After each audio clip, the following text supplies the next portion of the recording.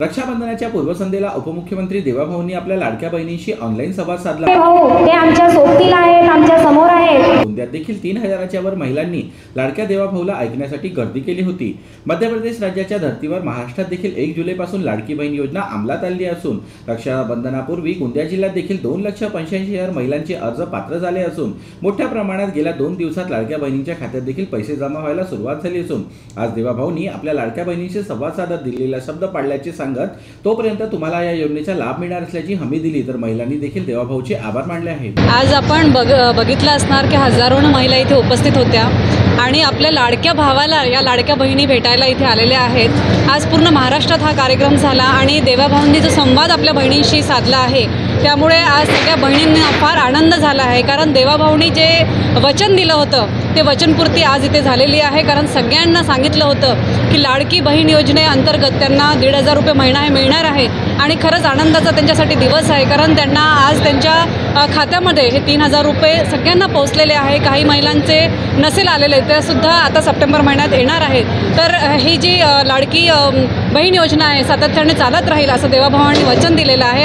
आज देवाभाऊंनी आमच्या महिलांशी खूप चांगला संवाद साधलेला आहे आणि ही जी लाडकी बहीण ही जी मुख्यमंत्री लाडकी बहीण योजना अंमलात आणलेली आहे त्यामुळे खूप महिला इथं खुश आहेत आणि भरभरून प्रतिसाद आमच्या गोंदिया जिल्ह्यातील महिलांनी दिलेला आहे। उद्या रक्षाबंधनाचा पर्व आहे आणि दिवस आहे। आमच्या जिल्ह्यातील महिला ह्या आपल्या भावाच्या घरी जाणार होत्या, पण आपल्या भावाच्या घरी आम्ही नंतर जाऊ, पण आमचे जे हिताचे भाऊ आणि आमचे सख्खे भाऊ देवाभाऊ आज आमच्याशी संवाद साधणार आहेत आणि ह्याकरिताच आमच्या गोंदिया जिल्ह्यातील सर्व महिला भारतीय जनता पक्षाच्या आणि इतरही आमच्या महिला ह्या मेळाव्यामध्ये उपस्थित झाल्या। संपूर्ण महाराष्ट्रामध्ये अतिशय महत्त्वाकांक्षी महाराष्ट्र सरकारची योजना होती।